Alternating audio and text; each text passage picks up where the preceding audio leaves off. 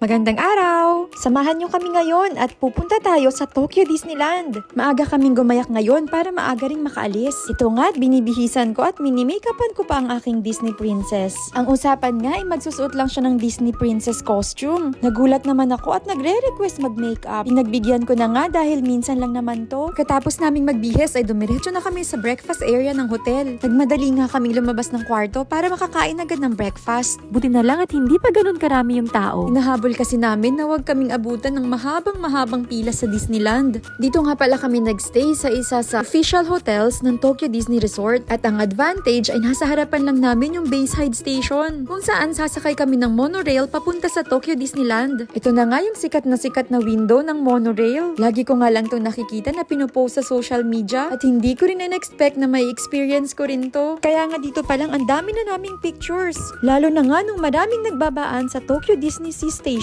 Ilagay ko na nga rin dito yung monorail maps na nakapalibot sa Tokyo Disneyland at Tokyo Disney Sea. Saturday ng araw na to kaya naman ine-expect na talaga namin na maraming tao. Isang oras bago magbukas ang gate ay nandito na kami. Tingnan nyo naman kung gaano nakarami ang pila. Pero maswerte pa rin kami dahil kalahati pa lang yan. Pagpasok nga ay una naming pinilahan ang Monster Inc. Ride and Go Sick. Habang nakapila naman ay nag-a-avail na ako ng Disney Primer Access para sa Splash Mountain. At kumuha na rin ako ng 40th Anniversary Priority Pass para sa Space Mountain. Kaya naman sa mga oras na to, secure ko na yung 3 malalaking attraction. Medyo naging hectic nga lang yung schedule dahil pagkatapos ng unang ride ay tumakbo agad kami sa Splash Mountain kung saan 2.5 oras na yung waiting time. Pero dahil nga nag-avail ako ng Premier Access, ito yung advantage. Dire-diretso nga lang kami sa priority lane. O diba ang lakas maka very important person? Yun nga lang talaga medyo magastos pero minsan lang naman to gaya ng lagi kong sinasabi, lubos-lubusin na. Kung mapapansin nyo nga yung haba ng pila mula sa labas hanggang sa loob. Kaya naman kahit may bayad, nakipagsapalaran na kami. Ang target kasi namin, masakyan lahat ng rides. Noon pa nga ay nag-aaya na talaga si Ai-chan dito sa Disneyland.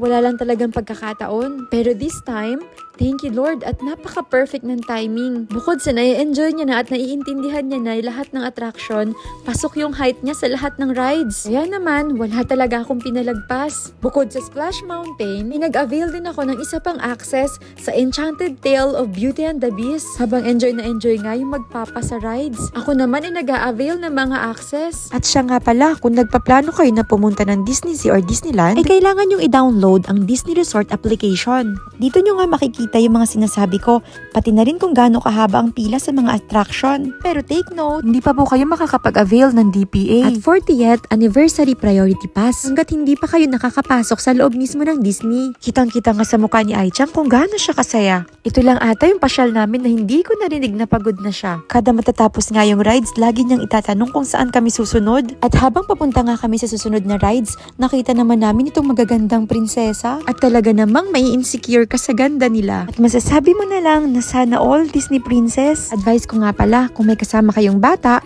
piliin nyo ang Disneyland. At Disney Sea naman kung gusto nyo ng adrenaline rush. Hindi ko na nga rin nakuhanan ng video yung ibang rides na nasakyan namin. Dahil magkasunod yung Splash Mountain at Space Mountain, talaga namang nginig ang tuhod ko. Buti pa nga tong si Hapon at relax na relax. Para sa akin, lahat ng attraction dito ay sobrang worth it at the best. Pero wag yung palalampasin yung Splash Mountain, Space Mountain, Big Thunder Mountain, at Enchanted Tale of Beauty and the Beast. Ito nga yung top 4 ko sa listahan dito sa Disneyland. Sa dami nga ng pwede mong sakyan at pwede mong gawin, kulang talaga ang isang araw. Ito naman yung tinatawag nilang Disney Harmony in Color Parade. Nagdala nga pala ako ng maliit na picnic blanket para pwede kayong maupo sa sahig habang kumakain at nanonood ng parada. At halos nasakyan na nga namin lahat ng malalaking rides. Kaya naman pumunta na muna kami dito sa mga pambata. Pero kahit nasabihing pambata, mag-e-enjoy din pati matatanda. Dito kasi hindi ganun kahaba ang pila. Kaya habang nag-aantay sa next big attraction, ay nag-e-enjoy pa rin sa small rides. At ito na nga yung pinakahuling rides na sinakyan namin,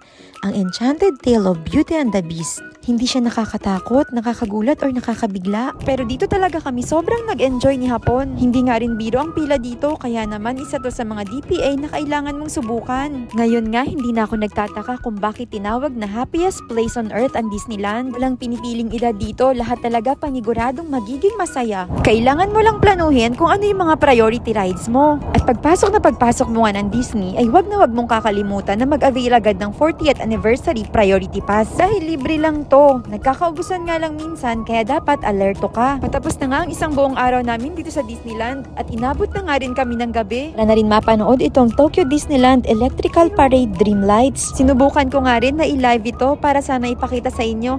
Kaya nga lang hindi pa tayo pwedeng mag-live dahil kulang pa ng followers. Pero okay lang, naniniwala ako na darating din yung time na dadami din tayo. Anyways, pagkatapos nga ng parada ay umexit na kami at bumalik sa hotel. At ngayon nga lang nila naramdaman yung pagod. Siya at magpapahinga na muna kami. Salamat sa panonood!